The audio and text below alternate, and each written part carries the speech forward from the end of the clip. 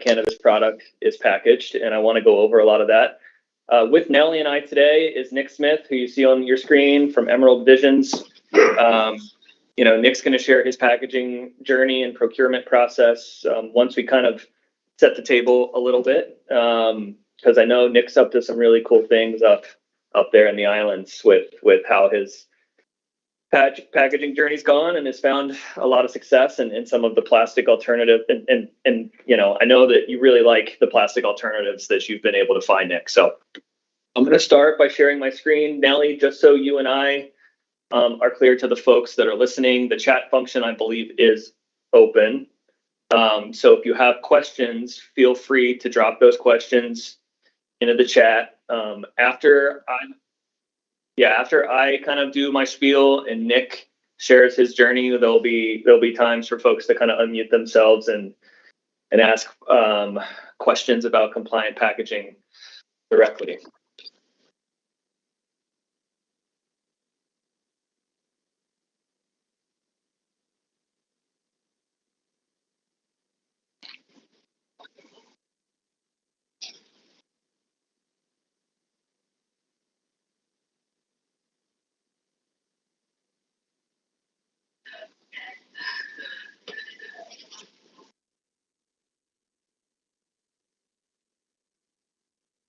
Nellie, I'm not, because I'm using our link, I don't know if I'm going to be able to see chat questions as they pop up. So just let me know and stop me if there's one that's pressing that I should answer that kind of fits the point of which I'm going through the explanation of what we're up to over here.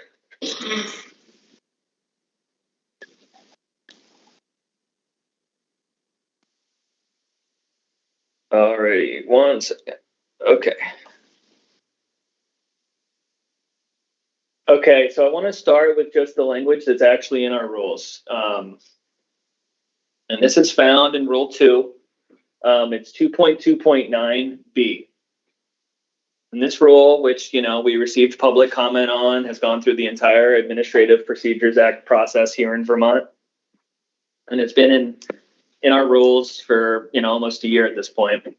It says packaging that is intended for consumer purchase at a retail locations shall be reusable and shall not be plastic. And I wanted to make sure everybody here is aware of that specific sentence that's in our rules, because there's two big things to note here.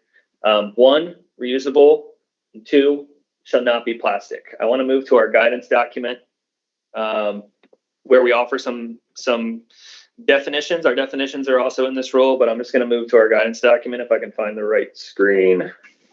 We're actually in the process right now of updating our packaging guidance document. This is the first time that the public has seen it.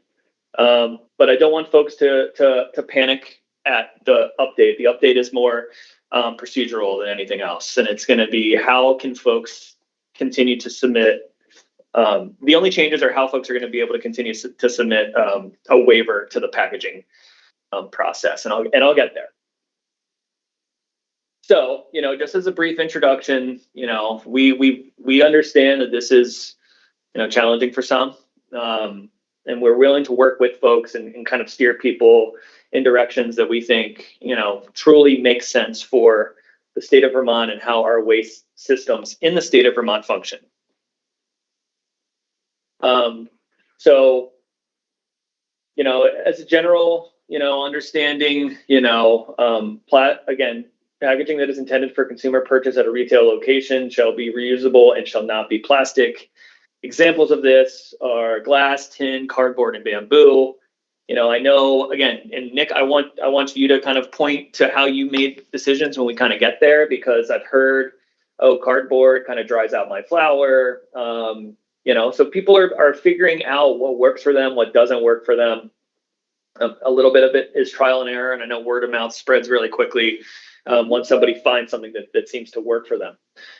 When we get to definitions, I guess briefly, consumer packaging for cannabis must be child deterrent, and consumer packaging for cannabis products must be opaque and child resistant. And I think this is a very, very fine point on how we regulate packaging in the state of Vermont, because we are fortunate to be one of 2 states in the entire country in every single adult use market that does not require child resistant packaging for flower. It is the state of Vermont and the state of Oregon. And I think, if we think about, reduce, reuse, recycle, those common narratives around, environmentally forward practices that we all learned in middle school, we can really make a dent in a lot of the waste that's generated from a cannabis perspective through reuse. One of the biggest challenges that other adult use markets like Colorado, and my conversations with both regulators and folks on the industry side of the equation who want to do more with sustainable packaging, who want to be able to bring a jar back to a retail establishment and have somebody fill a jar that they've already used to refill that jar, is this child resistant component. Because oftentimes when you're sanitizing or putting a child resistant lid, because that child resistance is a federal standard and there's a specific locking mechanism on that lid that is certified by a federal certification body. If you put that child resistant lid under high heat, high sanitation, high pressure, and like an industrial dishwasher, it does not maintain that child resistance beyond its initial use. So other states haven't been successful in a reuse program almost because of the child resistant packaging. We were able to convince our legislature before our market even launched to kind of revisit this language and moved away from child resistant for flower. I think everybody here likely knows that because flower has not been decarboxylated, if you or I or a 2-year-old or a 16-year-old or a 10-year-old or an 80-year-old eats cannabis flower, there's not going to be any psychoactive effect that's felt by that person that eats it. Now, you eat grass, you eat anything that, otherwise isn't marketed for an ingestion, you might want to, contact, poison control or something like that, just in case you feel like you ate something that, isn't easily digestible, but there's not going to be any psychoactive effect there. The child deterrent packaging is very important. Cannabis products, however, still need child resistant packaging, and that's important because those products have been decarboxylated. So if a child does get their hands on gummies or other products, that edible products, they're going to feel that psychoactive effect, of course. Plastic here, and this is the same for the most part language that's found as the definition of plastic in Vermont's single-use plastic ban. You might notice if you go to a grocery store, they don't offer you plastic bags in Vermont. This concept is not foreign to the state of Vermont. I know it's a little foreign to the cannabis industry, but a lot of the things that we're trying to do are in line with the values that the greater legislative body and a lot of the citizens around the state feel in an attempt to move away from plastic. So plastic means a synthetic material made from linking monomers through a chemical reaction to create a polymer chain that can be molded or extruded at high heat into various solid forms that retain their defined shapes during their life cycle and after disposal, including derived from petroleum or a biologically based polymer such as corn or other plant resources. I think it's important to kind of point this definition out because I get asked quite frequently, why bioplastics? Why hemp plastics? Why are you putting all of these forward-thinking plastic polymers into the same, conversation as a petroleum-based single-use plastic? And that's because our waste streams in Vermont have not caught up to the environmental benefit that a lot of these biopolymers really generate. So if we look up here at the top of this page, where I'm highlighting here, such as corn or other plant sources. One of the most common and one of the first biopolymers to really exist is a biopolymer called polylactic acid, or PLA. And PLA is a corn-based biopolymer, but for it to actually break down on a timescale that's faster than a single-use petroleum-based plastic, it needs an industrial compost setting. And currently, right now, in industrial composters learn this. There's about 11 of them, 9 or 11, I think, around the state. I can't remember what the exact number is off the top of my head. Through the plastic bag ban, that you can still get some bags that are biologically based. Especially, I think there's certain exemptions for, like, if you're in your fruit and veggie aisle at a grocery store, those types of bags. Not the bags you get at the point of purchase, but the bags that you put your your fruits in. Industrial composters kind of, put up a red flag saying, hey, our systems right now are not tailored to accept this much bioplastic into our facilities. And that's because there's a number of different biopolymers. PLA is only one of them. They kind of are working their way towards coalescing around a couple major biopolymers that really do well under composting conditions on a similar time frame. Some take 60 days to break down, some takes 45, some take 75. Think about it, how we flower cannabis, products. They're all, operating just a little bit different. And, because of that, an industrial composting facility wants consistency because they need to turn that product back into a sellable product. So you'll see, if you look at, what we've really sought to accomplish with some of our plastic waivers, there's not any products that are necessarily needed to be put into an industrial compost facility, because if they end up in a landfill, they're going to function the same as a petroleum-based product. So if we're in a state with better industrial composting infrastructure, I think this specific conversation may look a little bit different, and we may be able to move in that direction. It's also understanding that we have one landfill in Vermont. I'm sure everybody here understands that we have one landfill in Vermont. You tell that to somebody in a different state, their kind of jaw hits the floor. It's absolutely fascinating that there is one landfill that's accepting the entire state's solid waste.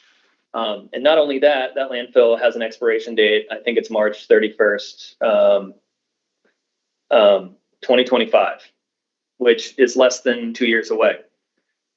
There's no defined plans to expand that landfill or create a new landfill. And, I do not necessarily think, and in my conversations with the Department of Environmental Conservation, think it's best to kind of overload that landfill with single-use plastics, especially with microplastic, PFAS contamination and the such, really dominating a lot of the headlines in Vermont from an environmental waste issue perspective. So we've tried to tailor, the no child resistant and reusable packaging and marry that with the waste systems that we've kind of got right now in Vermont to kind of start to move in a direction where our waste systems can actually accept better quality packaging products like glass and metal, so on and so forth. I know I'm rambling a lot. I'm almost done, and then I'm going to turn it over to Nick to kind of clue everybody in here on his journey. I want to go over a couple more documents. Oh, one more thing that I wanted to mention on this. So you might find on our website, if you've navigated our website, we did have a packaging waiver process that's different from our rules waiver process. And that packaging waiver process was set up before our market even launched, because we recognized at that point in time, we didn't know where plastic would be truly necessary to meet the demands of all four corners of our market. And that waiver was set up understanding that we quite frankly didn't know. And we were making decisions and allowing people to come forward and say, hey, I have this certain product. It needs it. Achieving zero plastic in a child-resistant product setting is a lot more difficult, since most child-resistant locking mechanisms do have a degree of plastic in them. But now that we've kind of, canvassed this market over the last 6 to 8 months, we think we have a good understanding of where those needs truly are, not wants, but needs. We're pulling back that plastic waiver specific submission portal. We're going to ask people, and that's right here, we're going to ask people to use our rules waiver.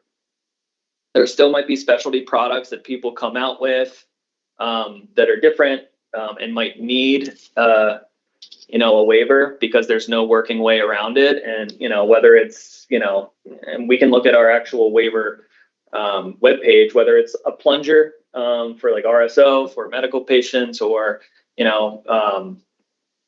transdermal patches, they typically come in like a plastic little baggie. There's not really any other way to package those. So we acknowledge if it's going to keep a product off the shelf, we will take it seriously and look to make a decision. But we think we're pretty confident in our understanding of the true needs of the market. So moving forward, that packaging waiver portal is going to be taken down. There's still an opportunity to submit a waiver before everybody pauses. It's just going to be through our rule waiver process, and that process can also be found on our website. So one more document, Nick, that I want to review, and then I'm going to turn it over to you. This is a good, visual of some of the stuff that I've reviewed. The difference between cannabis and cannabis products, where child deterrent language is needed where child deterrent packaging is needed versus child resistance. Child resistance, of course, is a federally defined term. I've discussed that. Child deterrent is honestly, made up by our legislature to kind of give it still something that would, not be super easy for kids to get into. So it needs to be tear resistant. I know a lot of folks that are using screw top lids are putting tape over that to just give it a little bit of, bite to it and to further discourage a child from accessing the contents. And then very quickly, our approved packaging waivers can be found on our website. If something is approved, everybody in the entire industry can use it, not just the person who submitted the waiver. So we've made accommodations for rubber plastic gaskets because we want to make sure that your product can carry its freshness from the point at which you package it all the way to the point where a consumer does buy it. Plastic in vape cartridges, it's kind of hard to work around that. Tincture dropper tops. Does anybody know an alternative to rubber tincture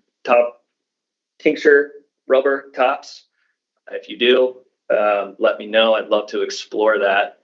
And again, foam pressure seal or bottle cap liners, we want folks to be able to utilize, shelf life stability and quality control, recognizing that plastic does that for a majority of, packaging of flour across the country. But I think what we've seen is there are alternatives to that. But, we do need to make sure we can still maintain that freshness.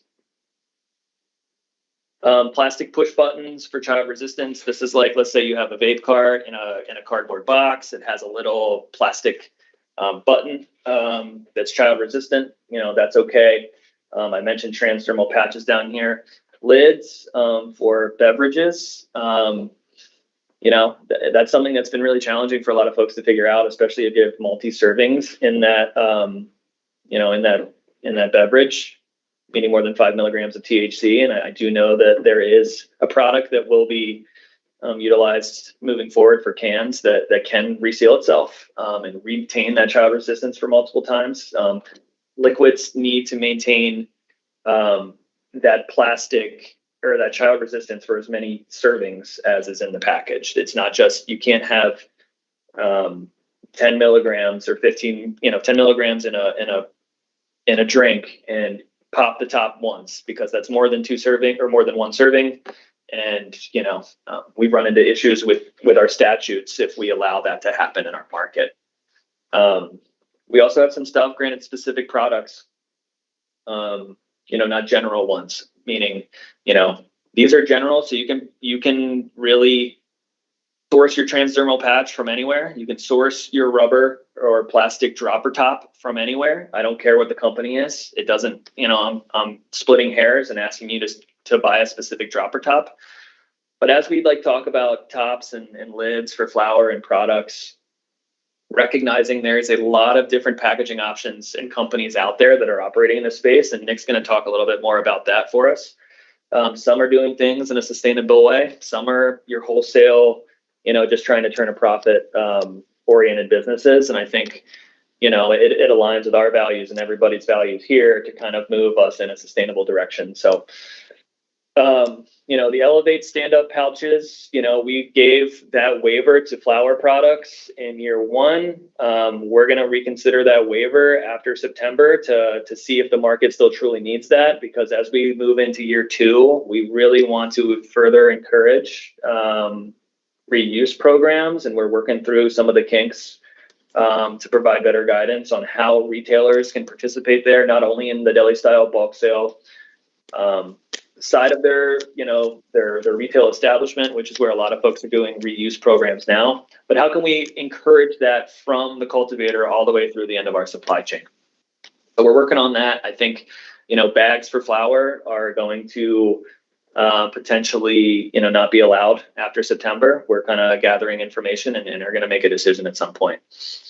Humidico lids, I understand Humidico lids have been a point of frustration for some folks. I really don't want to have that dominate our conversation today. I want to move beyond that. They are still allowed for cannabis products. I do think that they have a lot of value. Their specific biopolymer can degrade in a landfill without that need for industrial composting, as I mentioned at the beginning of the conversation. When we looked at, we had initially allowed that waiver for just cannabis products. And through the product registration process, we saw how many folks were using it for flour. And when 65 to 75% of the market is using a rule waiver, it becomes the rule, not the exception. And, we wanted to ask people to off-ramp and find other alternatives. And I'm very thankful that it seems most people have been able to do that.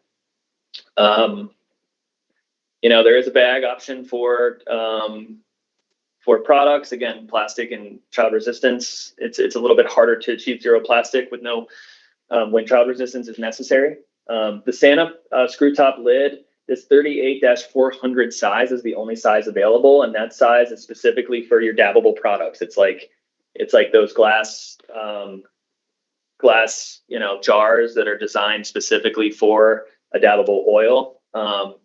There's not a lot of good sustainable packaging options other than this lid. And so, we've allowed folks to use that lid. And so, this is for drinks. It's a lid for a single serving drink. And again, we're working through with some folks in the community options for multi-serving beverages and how you can do that compliantly. So that's the boring regulatory spiel. I'm going to turn it over to Nick and kind of see what questions I can answer that may have come through our chat function, Nelly. If you need my help there, while Nick kind of explains to us his packaging journey. So welcome, Nick. Emerald Visions. You may see his products in stores. You may know him personally. Thank you so much for joining us today. Thank you for having me, Kyle. I'm excited to be here.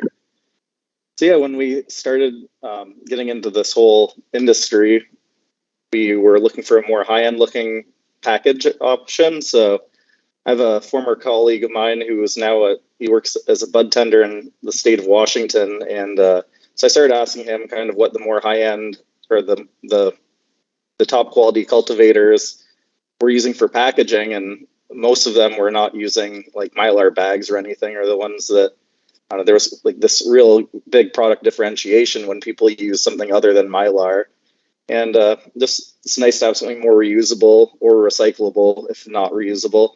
So I started talking to him. There was like cool bamboo options. There's like a wax line cardboard that were pretty cool. And then we kind of were looking at glass jars. So what we settled on was a bamboo lid glass jar. It just has the rubber gasket that has that categorical exemption. So then actually, after we were really hoping that there would be that exemption for that. And then during one CCB meeting, Kyle, you posted that was an option. So that was exciting that it kind of let us know that we could go forward with that. So from there, we worked with Cannaplanners, who is this business out of Vermont who does kind of like design, and they designed our label for us. And then we used another Vermont company, Creative Labeling of Vermont. They did all of our stickers, so we had that done locally. And I actually brought a jar in just to show people. Let's see. So it's a little glass jar and a bamboo lid with a rubber gasket. And so this works really well. We're starting to put some little Bovita packs, maintain freshness, just to make sure everything, if someone buys it, then like 3 months later wants to still have the not smoke it all right off, then we'll maintain freshness. So back to our packaging journey. We like these packages a lot, and we're going to keep them in our product line, just for like special releases. But after doing 3 or 4 crops now, we found that it does take a little extra time, like unboxing and putting the stickers on. So we found even what we think is an even cooler option, where we found through a company called Tin Canna, they have like these little these metal containers that are actually even child-proof. So it's like true child-proof. So you just push down and it unlocks it, and then has a little seal. And what we really like about these is they'll actually they'll custom direct print onto them, so it'll save a lot of labor and just putting the stickers on, and we won't have that sticker expense either. They're fully recyclable, reusable. So we'll be going forward with these. It'll just be like, they'll even emboss the top, the sides. So really, really good option for people that are looking for something that's compliant. And the jars are like $1.20, $1.30 a piece, somewhere in between that. And these tin ones actually even came in under that. So depending on what you want, the jars look really nice.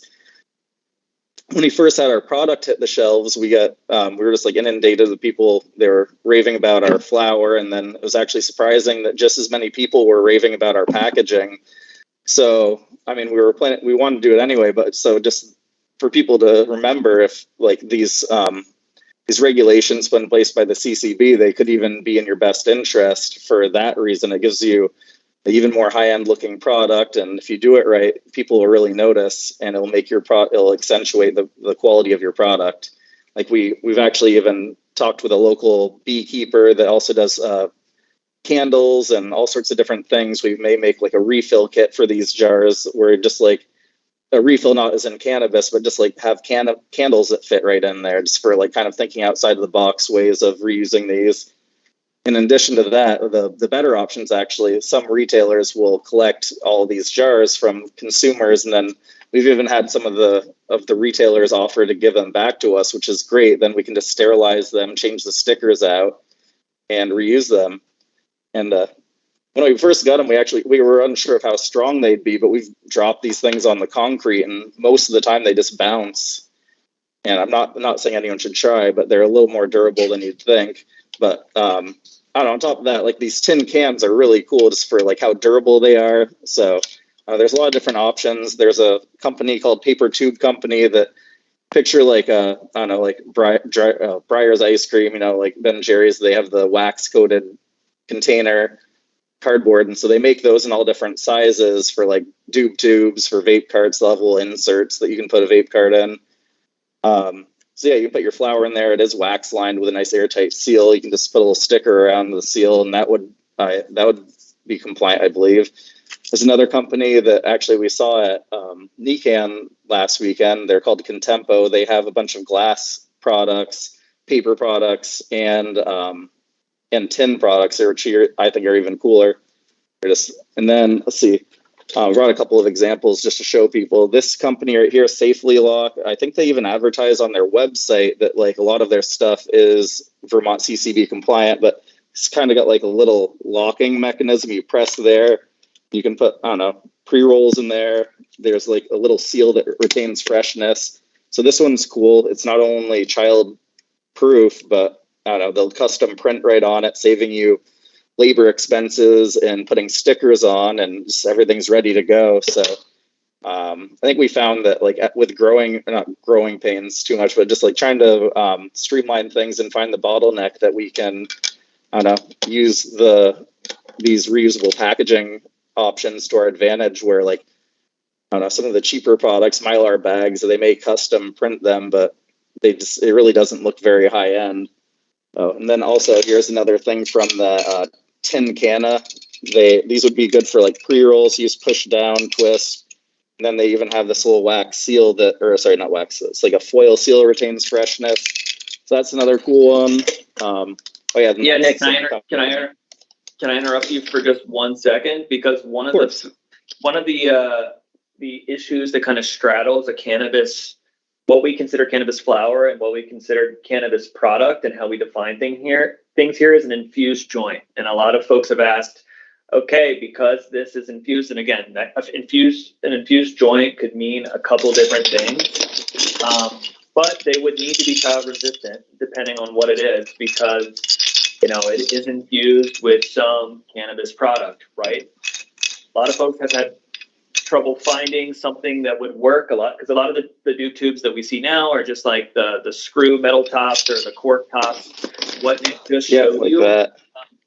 yeah. But if you pull back up that can one, that is child resistant. Those would be great to use if you want to produce an infused joint, because it does have a child safety locking mechanism. So sorry to interrupt you, but a lot of folks have been unable to find that, and so I wanted to make sure that folks know that there are options out there. And I do see some questions. Have we put together a list of compliant options? I think one of the things that I'd love to do at some point is put together that big list. I think I balance that with not steering people towards a specific company all too often, unless they're doing something that's light years better than anything else. So yeah, I want to make sure folks, understand that option is out there. Tincana, there's a couple other, companies that I know doing it, but Tincana, I think, is a really cool company with a really good value set, and those could easily be reusable. Yeah, and then also some other options I wanted to share with people. There's a website or a company called Green Tech Packaging. That's where we buy our glass jars from, and they sell them in all quantities. You do get a better deal when you buy more. Then another alternative to that's Flower Power Packaging. So all of these different websites and companies are just different options for you to go there and look if you're struggling to find something. There's tons of options. And I mean, I think that really what started our packaging, like our search, like when we were looking for something that would be compliant, not plastic, it's pretty simple. You just type in glass cannabis packaging and then click on images for Google and you'll see a million options like backwoods blunts. They've been using glass jars with cork lids like this for years, and they dip them in wax. So actually that's what we're going to be doing for a little while, at least for our pre-rolls. It'll be just these little vials, and then they'll have 9 dog walker pre-rolls dipped in wax. That'll be the child deterrent. And there's a bunch of different cool options that can really make your product look high end. But yeah, one of the big things about this, if you go with a company that will direct print on your packaging, can save you a ton of time and labor. And just on stickers, all this stuff, it's great, and still get that high end look.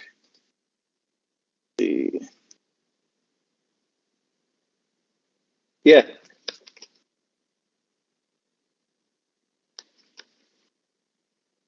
Yeah, definitely.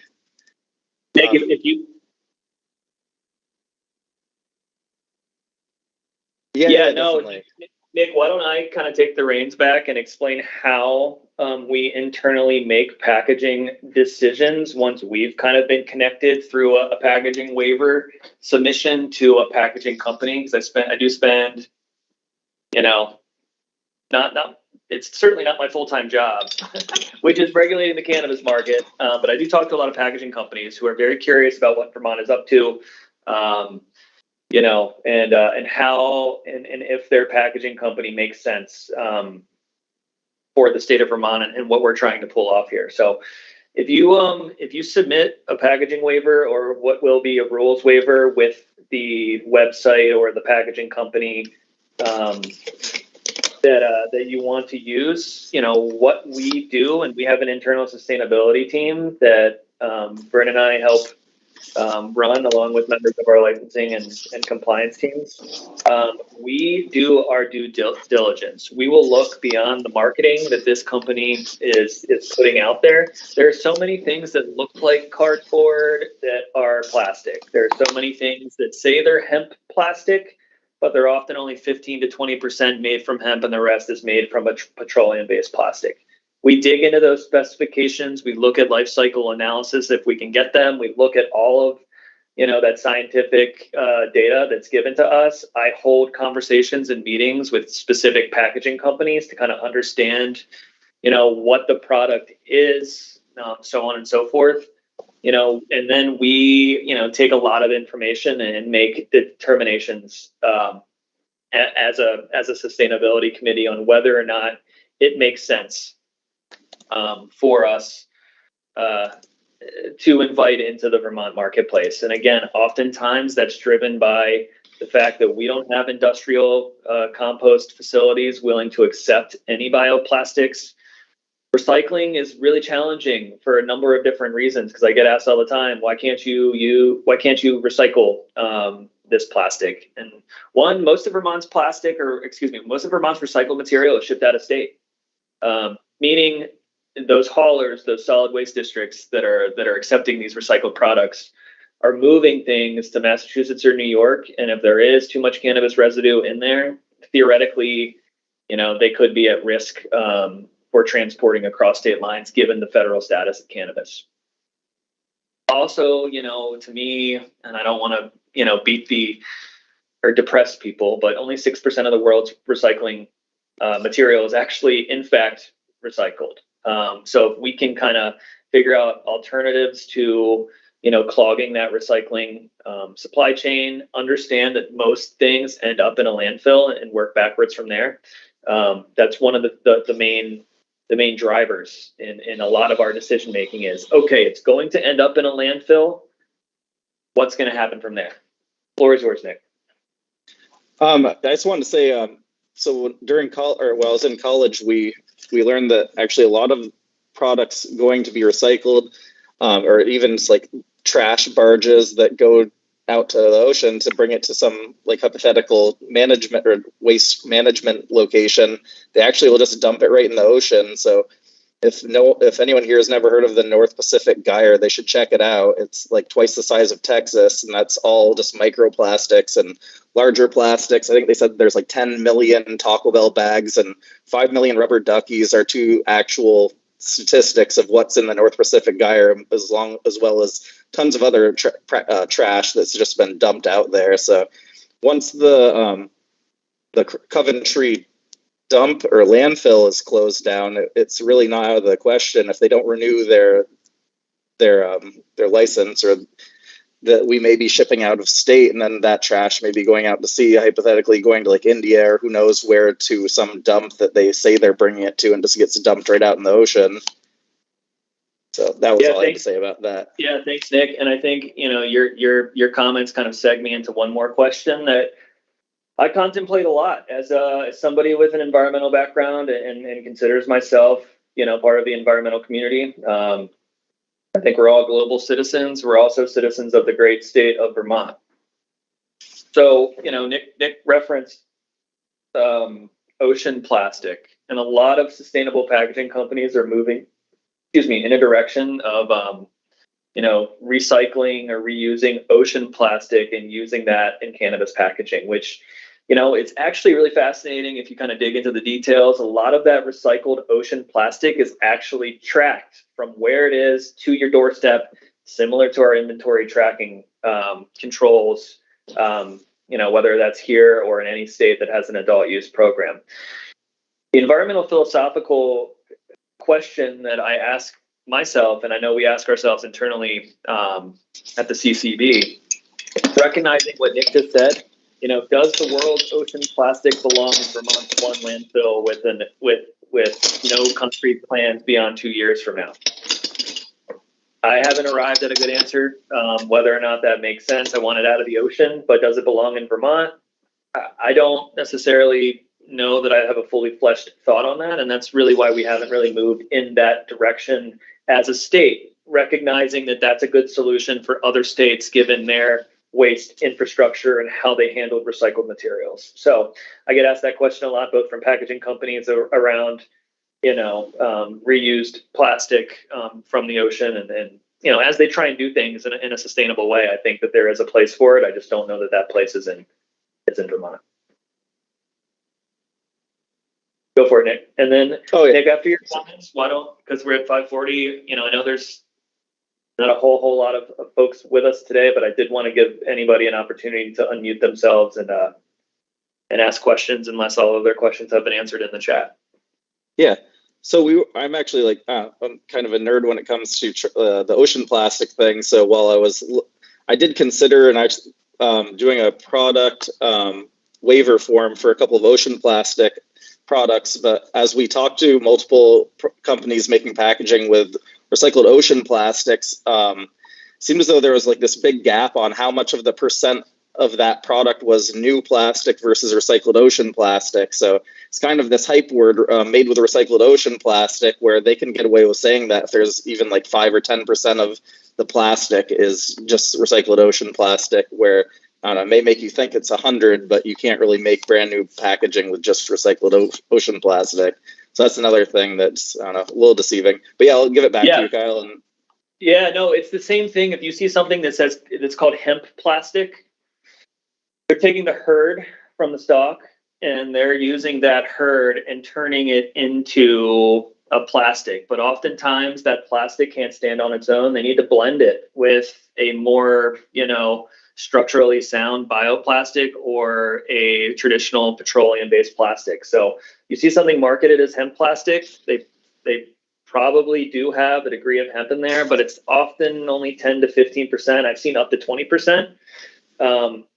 There's also other things that some folks are doing. These drop-in organic additives that eat the petroleum-based plastic very, very quickly. And there's a lot of sustainable packaging folks around the country that are not in favor of that, because what you're doing is, when a petroleum-based, or when any plastic is produced, you're capturing certain greenhouse gases in that product. There's greenhouse gases being released in the production of that product, but you're holding, whether it's petroleum-based or a bio-based product, you're holding greenhouse gases in that product. And then it degrades either slowly over time if it's petroleum-based plastic, or in a landfill, or in an industrial compost setting, it's in an aerated pile.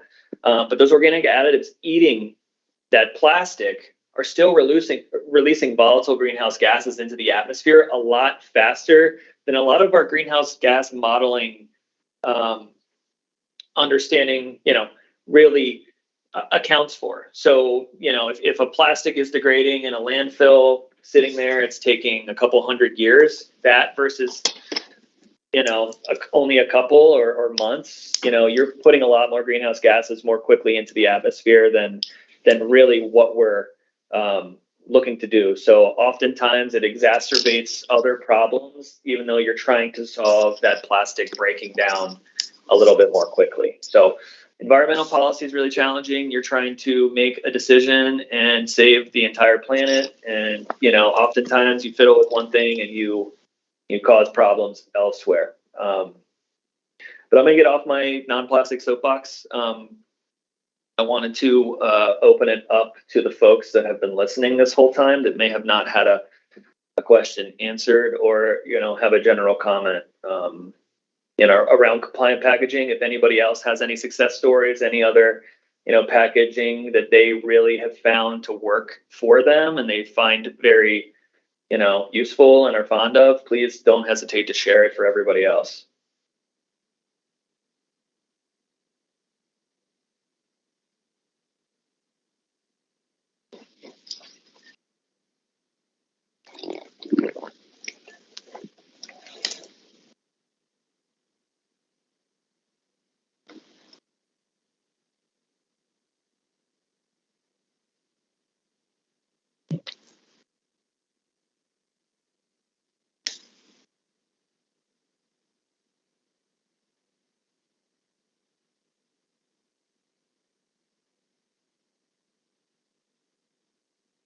Nick, maybe we answered all of everybody's questions. I don't know.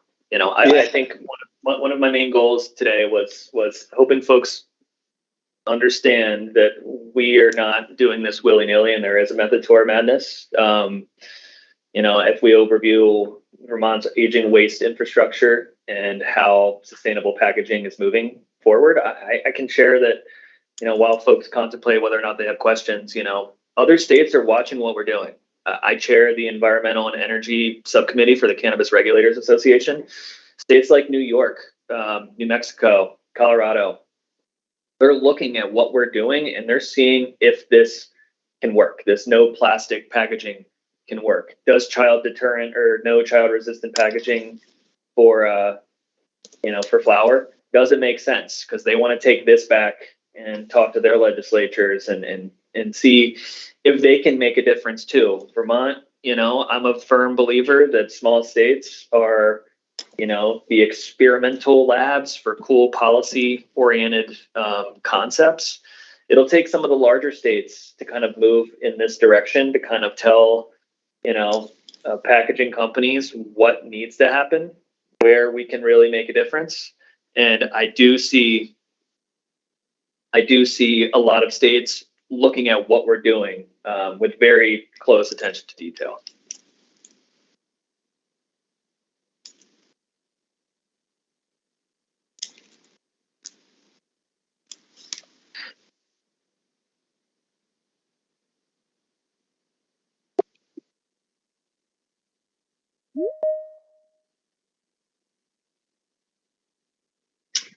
Yeah, is it Gabri? I want to make sure I say your name correctly. That clarification is correct. Pre-rolls and flour need to be child deterrent. Products need to be child resistant. You have that correct. There is a question from HMH, where are people getting their labels printed? Looks like Ashley may have answered that. Nick, I think you appreciate you tag teaming this.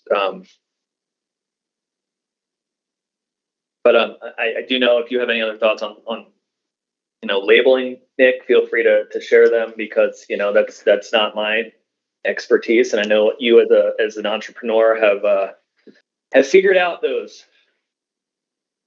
Oh yeah, another thing so for our labels, we bought this machine. It's called the Primera AP360, and it every time we post a video of it on our Instagram, I think it's one of our most viewed videos. So actually, like, since we started using it and people have been seeing us use it, we've, I think, gotten 3 to probably 5 different retail or cultivators. They've also bought this. It makes it so when you put the labels on you, this is how Clove sends it to you. It's like ready to go. You throw it right on the spool, and you can pretty much do a jar like in, I don't know, half a second. It's really fast. Maybe a full second, but so you don't have to line up the stickers. That's one little trick we found that was very helpful, is just buy a machine that kind of helps you do this all faster and more precise, so that you don't have to be OCD about getting that sticker lined up perfectly. It takes care of it for you with its guides and just how it's designed. So that could be useful for retailers doing their own in-house packaging with the deli style, which I think that's a really cool thing with, like, I don't know, Ratu's dispensary down in Wilmington. They, I think, do almost exclusively deli style. And I think as much as we do just do pre-packs, we do that not because we're against deli style. We just kind of, for brand recognition, is why we've been doing it. But Yep. I mean, that's really the end all be all of the reusable packaging. So just sterilizing the packaging, and I don't know, it'd probably be best just to take in the used container, then give them a new one, then sanitize it after, kind of in the back of the house. So yeah, I think a lot of different dispensaries are doing that, and that's a great option for them. And it's really what the rules are, kind of the ultimate Thanks, Nick. goal for them, I'd say. Thank you. Yeah.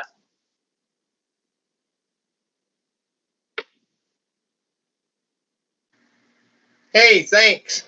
I have a question about the labeling. And has legislature gotten the verbiage redone yet, so that we can print new labels that aren't obsolete? Yeah, great question. So we're in the process. It's not the legislature. It's the Cannabis Control Board. We're in the process of updating our rules, but those rules are still proposed rules. There is a proposed update to the warnings on labels, but because those rules have not been finalized yet, even one word could still change as we look at public comments around those warning signs. They're not final yet, so I wouldn't move in that direction quite yet, only because a simple word could change, and then you got to print a whole new batch of labels. Okay. Hang tight. We'll get there. Okay, so further on that subject, on the verbiage, is it okay if we put a QR splat on our packaging, on our label, and just have it reference out to a website? So there's your warning. No, the warning itself needs to be on the package. You can use a QR code for your COAs, for potency, pesticide testing, pathogen testing, so on and so forth. But that label is required, along with the warning symbol, to be on every packaged product.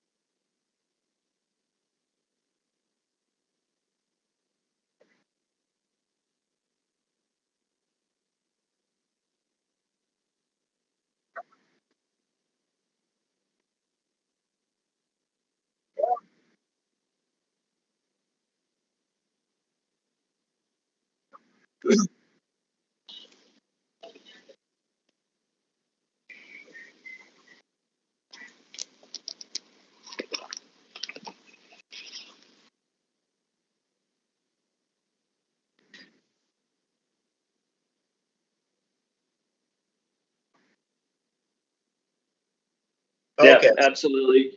So Well, if we we're- order a bunch and we have them in stock, or you're not going to make us change just because of word change. We were able to use our existing inventory and use it up before. No.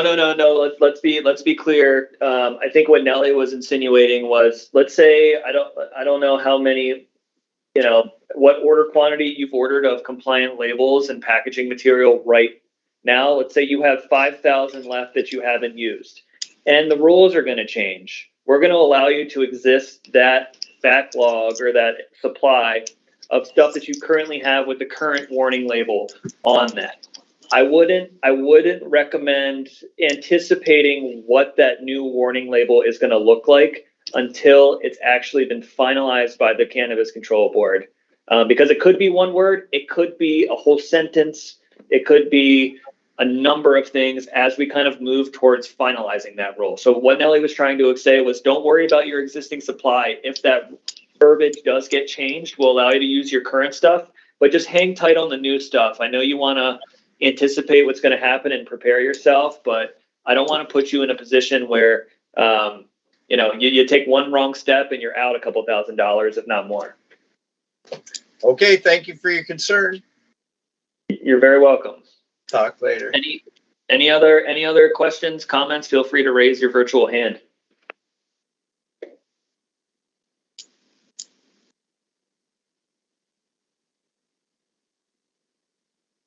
If there aren't any, Nick, I really appreciate your time today. I appreciate everybody's, time today. It's a beautiful evening out there. I know I'm itching to get outside. I'm more than happy to stick around until 6. I'm also happy to kind of close this thing down about 6 minutes early. And I thank everybody for, their participation today, their comments, their questions. I think what we're doing in the packaging space here is very unique. It embodies a lot of what Vermont values. I think it's going to really prepare us to be the craft players in a federal market. And folks are paying attention to what we're doing. That much I can guarantee you through my conversations with packaging companies and other regulators. They want to know if we can be successful. And it's not, I've said this many times, it's not us asking you to do something. It's you buying in and figuring it out. And for that, I am very thankful. So thank you, everybody. And if there's no more questions, I hope everybody has a great rest of their evening. Thank you. Thanks, Nick.